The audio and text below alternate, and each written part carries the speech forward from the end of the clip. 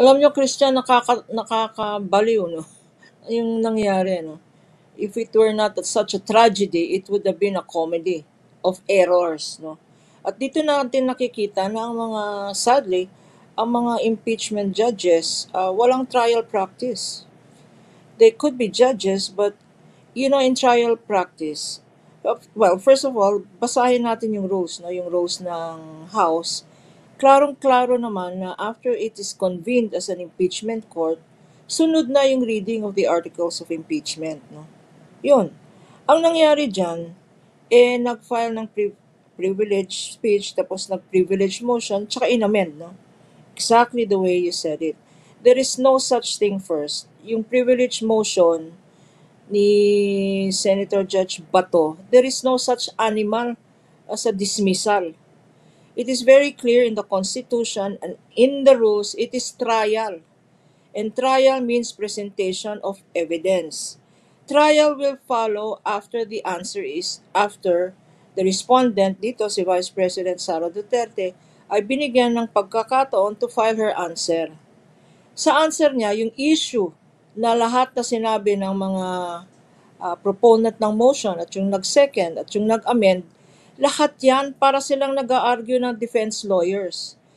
In the answer, the defense lawyers, the lawyers for VP Sara Duterte, could have raised that as a defense, that the petition or the complaint for impeachment should be dismissed. Pwedeng ilagay nila lang sa answer, no? And pwedeng mag-reply kasi 10 days ang answer, after which 5 days ang reply. So, kung sa answer nila inallege na dapat i-dismiss because of the alleged constitutional infirmities at sumagot ang prosecution, then due process would have been observed. Klarong-klaro naman sa rules. Walang animal called a dismissal. It is trial to convict or trial to acquit. In both instances, it needs trial. Yung dismissal na yan could have been part of the defense of VP Sara and her counsels in the answer and presented during the trial. Then there could be a third decision, a conviction, acquittal, or a dismissal. But this is after trial and hearing on the evidence. Ang nangyari, Christian, yung inamend nila, hindi solution yun. It is not a practical solution. It is an unconstitutional solution and an error. Error of judgment. Whimsical. Hindi lang error of judgment. Ang pwede dyan sabihin ng mga practicing lawyers, it is whimsical, it is despotic, it is arbitrary, and it is not supported by any constitutional provision, nor by their own Senate rules. Number one, yung resolution, yung amended resolution, i-remand simply to ask, did you follow your procedure? Christian, 215 signatures plus an additional 20 signatures of the House of Representatives. Isn't that a certification by the House that they have read, verified, and procedures have been followed? At saka yung sinasabi nilang there are 4 impeachment complaints, hindi totoo yan. There is only one. There is only one impeachment complaint.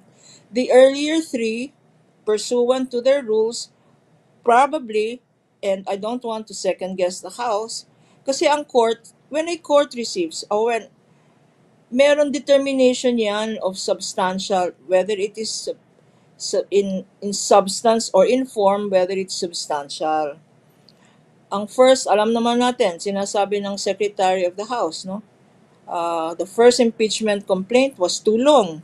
The second impeachment complaint was too short. The third complaint, when the third complaint was received, there was already a fourth impeachment complaint duly signed by 215, which rendered the giving or the transmittal of the 3 earlier impeachment complaints 10 days to the House and then to the Committee on Justice for the Committee on Justice to rule on. That became moot and academic. Because ang option na pinili ng House, which is within the rules, is a direct vote of one-third of the House is sufficient for the initiation of an impeachment complaint. Kasi tatlo na lagi nilang inuulit-ulit yan. There are three options. Unang-una, any private citizen, taxpayer, can file an impeachment complaint. Yun ang nangyari, no?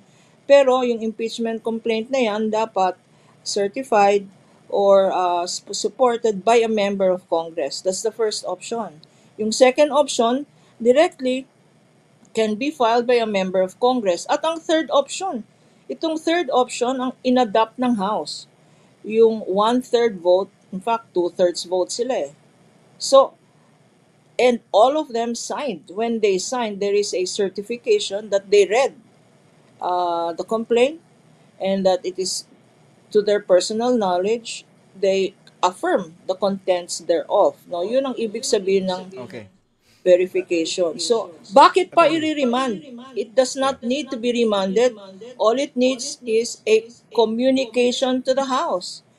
The Senate President, as sitting presiding judge, could have just issued a query, a Senate inquiry to the House if, in truth, the House is of the belief that there has been no violation of its own internal rules. Not only that, Christian, no? The Senate and the House are equal bodies. The House has its own rules, the Senate has its own rules.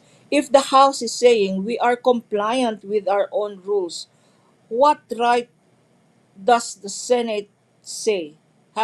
What right do they have to say that you did not comply with your own rules? That is within the purview of the House. And there are 215 of them plus 20 additional signatories to that impeachment complaint. So, no need to remand. Tanungin nyo lang, bakit magre-remand pa kayo? Tanungin nyo lang sa House, do you stand by your certification? Do you stand by your verification? Do you stand by your signatures that you have complied with the procedure? It is a simple letter to the House. It does not have to wait for the 20th Congress. In fact, that clearly is a violation of the continuing trial rule. Once constituted, hindi lang constituted, convened. Once convened, tuloy-tuloy dapat ang trial dyan.